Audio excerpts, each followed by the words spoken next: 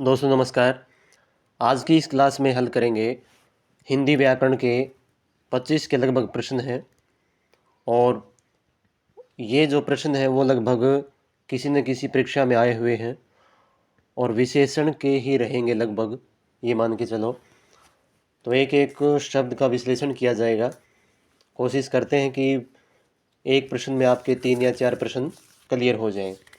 तो देखिए, पहला प्रश्न हमारे सामने क्या है। धुंधला शब्द में विशेषण है, तो कौन सा विशेषण है धुंधला में? संख्यावाचक तो है नहीं क्योंकि इसमें कोई संख्या का बोध नहीं है। गुणवाचक विशेषण, सार्वनामिक विशेषण, उपयुक्त में से कोई भी नहीं, तो इसका हो जाएगा गुणवाचक विशेषण। इसमें गुण दोष या कि आदि का जो बोध होता है वो किए जाएंगे। सार्वनामिक विशेषण में बोध वो संज्ञा से पहले आकर उसके बारे में अतिरिक्त जानकारी दे, वो होता है सार्वनामिक विशेषण। तो इसका ऑप्शन नंबर बी सही हो जाएगा। आगे देखो, सरीखा शब्द में विशेषण है, तो कौन सा विशेषण है सरीखा में? गणनावाचक, गुणवाचक, समुदायवाचक या फिर क्रमवाचक विशेषण? तो इसमें कौन सा हो जाएगा? इसमें गुणवाचक विशेषण ही हो जाएगा। सरीखा मतलब समान, ठीक है ना। तो ऑप्शन नंबर बी सही हो जाएगा इसका। नेक्स्ट क्वेश्चन देखो क्या है। वह नौकर नहीं आया वाक्य में कौन सा विशेषण है? तो वह नौकर नहीं आया वाक्य में विशेषण कौन सा है?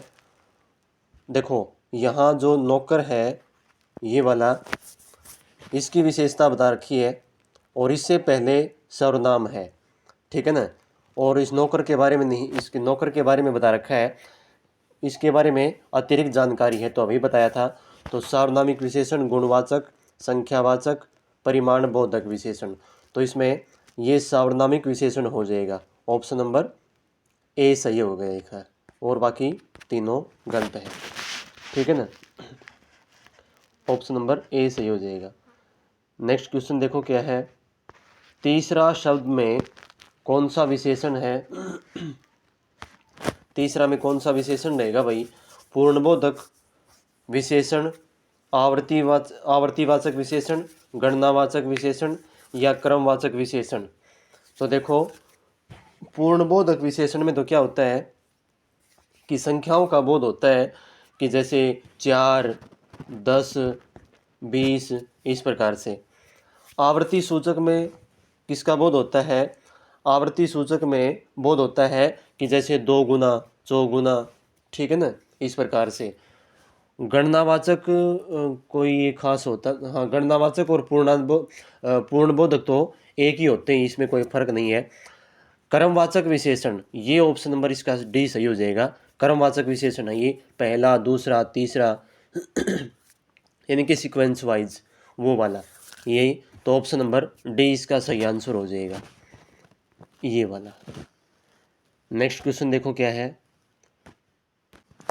नेक्स्ट क्वेश्चन है, चौथाई शब्द में विशेषण है, तो कौन सा विशेषण है? आवर्ती सूचक तो है नहीं, ठीक है ना। गणनावाचक भी नहीं है, यानी कि पूर्णबोधक भी नहीं है, क्रमवाचक भी नहीं है। अपूर्णांक बोधक विशेषण हो जाएगा इसमें। अपूर्णांक बोधक विशेषण यानी कि भाई इसमें जो संख्या है एक वो पूरी का बोध नहीं हो रहा है इसमें। और अपूर्णांक बोध में कौन से आते हैं? जैसे 1.25, 2.5, पौना, ये सभी उसमें आ जाते हैं। तो ये चौथाई है, ठीक है ना, 1/4 जिसको बोलते हैं, 1/4। ऑप्शन नंबर डी इसका सही आंसर हो जाएगा। नेक्स्ट क्वेश्चन क्या है। विशेषण जिस संज्ञा की विशेषता बताता है उसे क्या कहते हैं? विशेषण जिस संज्ञा की विशेषता बताता है तो उसे क्या कहते हैं? संख्यावाचक विशेषण, गुणवाचक विशेषण, विशेष्य या सार्वनामिक विशेषण? तो विशेषण जिसकी संज्ञा बताता है, सॉरी, इसकी विशेषता बताता है, वो कहलाता है विशेष्य। और वो संज्ञा ही होती है एक प्रकार से, लेकिन विशेषण के साथ जब जुड़ जाता है तो विशेष्य कहलाएगा, ठीक है ना। ऑप्शन नंबर सी इसका सही आंसर हो जाएगा। आगे देखो भाई, निम्नलिखित में से कौन सा शब्द विशेष्य है? अब अभी बताया था एक विशेषण होता है, एक होता है विशेष्य।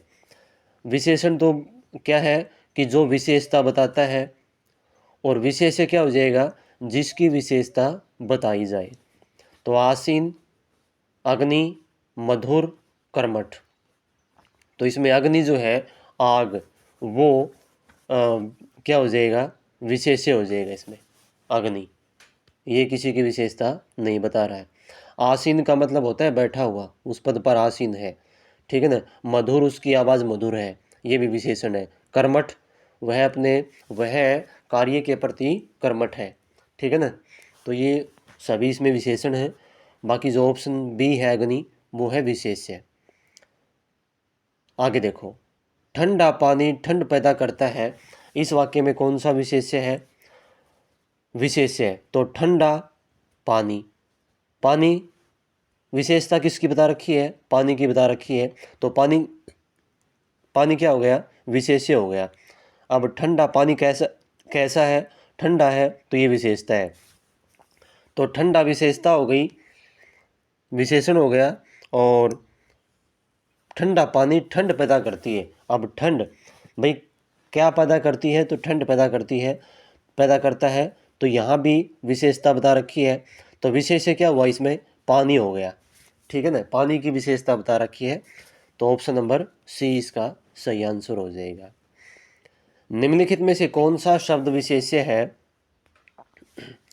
विशेष्य फिर पूछ दिया।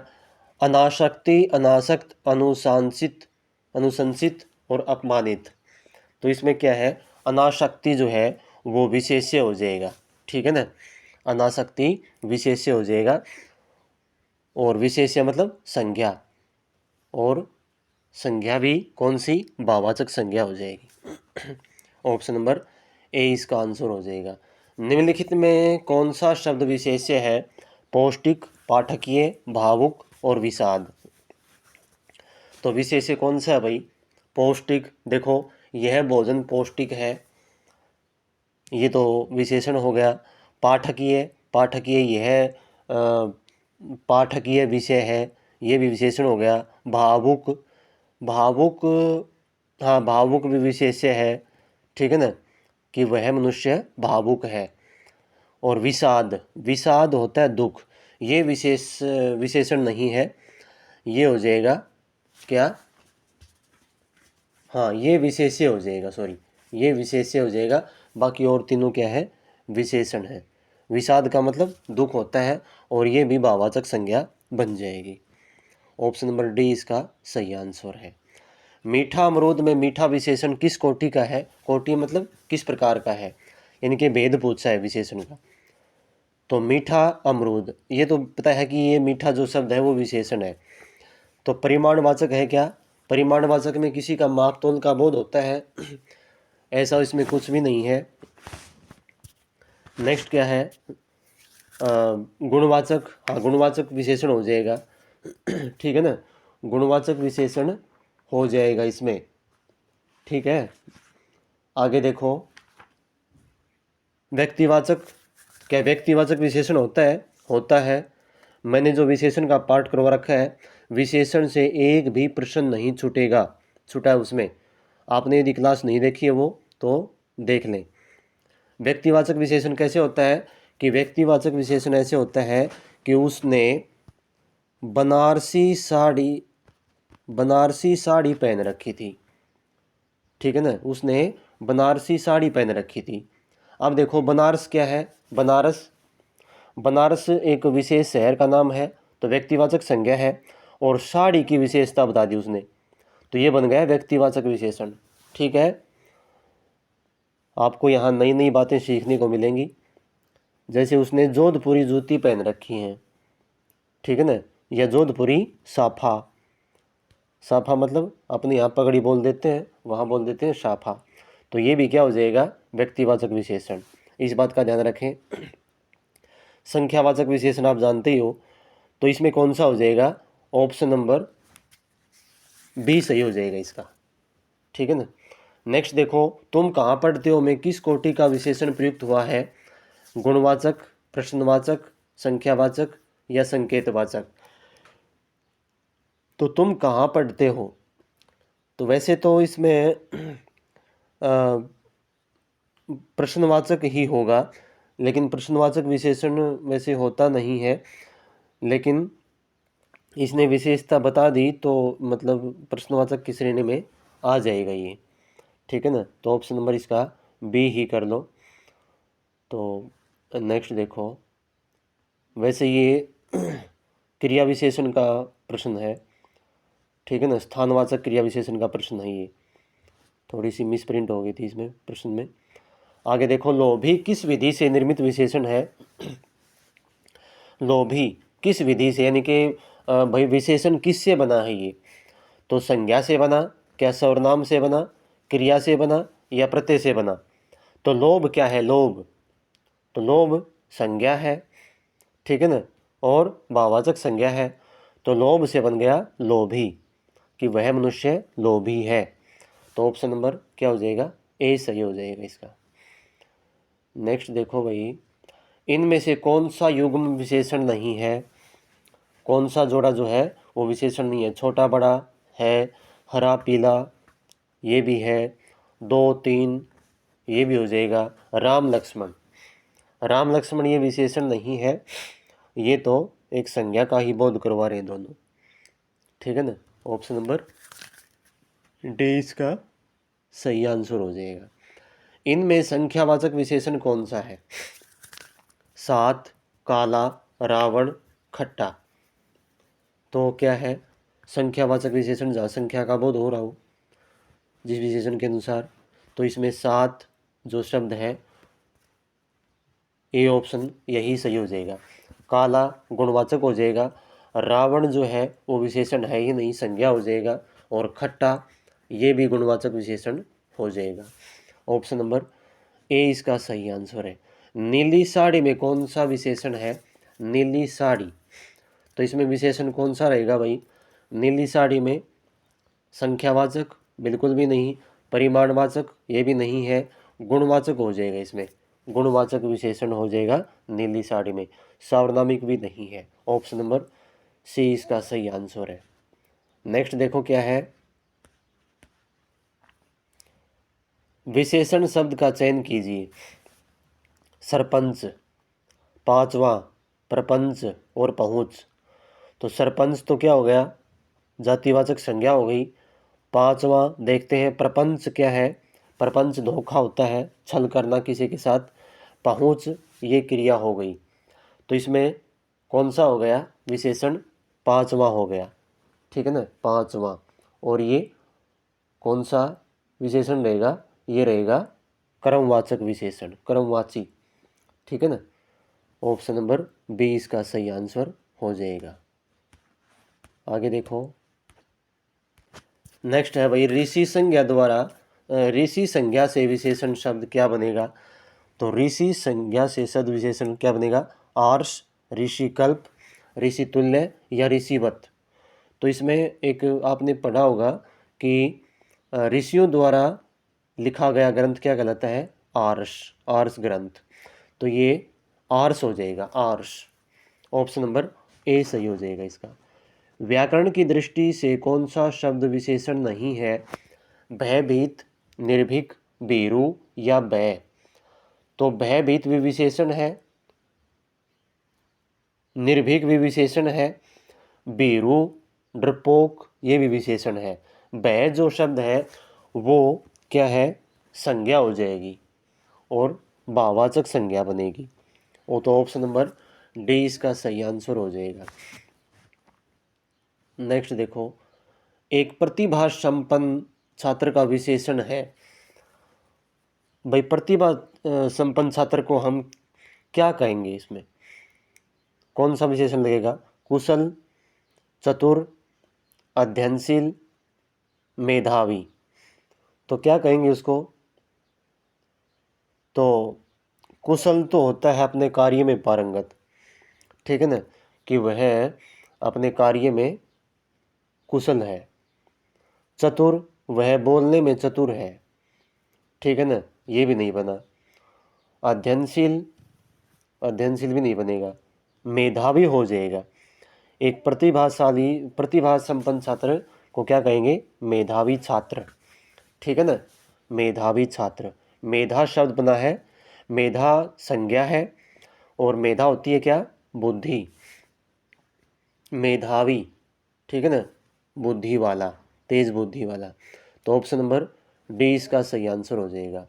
निम्नलिखित में विशेष्य पद है, तो कौन सा विशेष्य पद है भाई, अनुरागी, अनादरित, अपमानित और अग्नि। तो इसमें विशेष्य पद कौन सा हो जाएगा, अग्नि ही हो जाएगा, अग्नि धधक उठी, ठीक है ना। तो ये ऑप्शन नंबर डी सही हो जाएगा। बड़ा घर छोटा आदमी और नीला वस्त्र में विशेष्य पद कौन कौन से हैं। बड़ा घर, तो देखो घर की विशेषता बता दी, तो बड़ा क्या है, विशेषण है, घर क्या है, विशेष्य है, ठीक है। छोटा आदमी, अब यहाँ आदमी की विशेषता बता रखी है, आदमी कैसा है, छोटा है, बड़ा है, मंझला है, ठीक है ना, तो यहाँ आदमी हो गया। नीला वस्त्र, अब वस्त्र कपड़ा, इसकी विशेषता बता दी, नीला है, पीला है, हरा है। तो इसमें घर, आदमी और वस्त्र, ये तीनों जो पद हैं ये क्या हो गए, विशेष्य बन जाएंगे। ऑप्शन नंबर सी सही आंसर हो जाएगा इसका। विशेष्य शब्द कौन सा है, रामलला, बुद्धिमती स्त्री, रमापति और सीताराम। तो विशेष्य पद शब्द है कौन सा, बुद्धिमती स्त्री में है, में से कौन सा, स्त्री हो जाएगा इसमें, ठीक है ना, ऑप्शन नंबर बी, बुद्धिमती स्त्री। स्त्री की विशेषता बता रखी है कि भाई जो महिला है, स्त्री है, वो कैसी है, बुद्धिमती है, मूर्ख है, कैसी है। तो ऑप्शन नंबर बी इसका सही आंसर हो जाएगा। निम्नलिखित विशेष्य विशेषण युग्मों में एक गलत है, कौन सा है, सर्वसुलभ, ताजी रोटी, क्रमनिष्ठ, भाव विह्वल। तो कौन सा गलत है भाई इसमें, देखो सर्वसुलभ भी सही है, ताजी रोटी ये नहीं हो सकता, क्रमनिष्ठ, भाव विह्वल, ये सी और डी और ए ये तो ठीक है, ताजी रोटी नहीं हो सकता, रोजी रोटी होता है इस प्रकार से, ठीक है ना।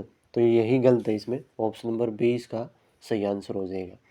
परिमाणवाचक क्रिया विशेषण का वाक्य है, क्रिया विशेषण से पूछ लिया, बहुत, वह बहुत थक गया, वह अभी अभी गया है, वह अंदर बैठा है, वह अब भली भांति नाच लेता है।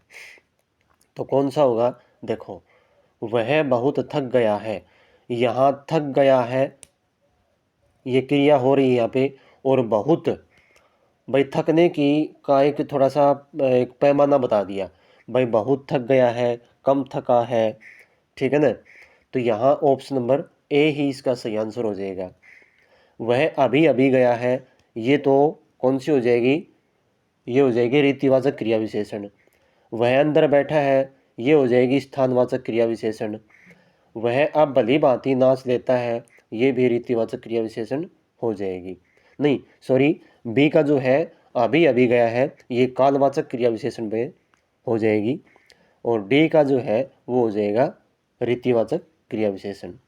तो इसका ऑप्शन नंबर ए हो जाएगा, इसमें परिमाणवाचक क्रिया विशेषण का प्रयोग हुआ है, ठीक है। तो ये 25 प्रश्न थे दोस्तों विशेषण के से संबंधित, ये सभी कहीं ना कहीं आप देख रहे हो कि आए हुए हैं प्रश्न हैं ये, और भविष्य में भी किसी किसी एग्ज़ाम में आ सकते हैं। तो उम्मीद करता हूँ कि क्लास आपको अच्छी लगी होगी, अपने साथियों को शेयर करनी है। मिलते हैं अगले क्लास में। धन्यवाद। जय हिंद, जय भारत।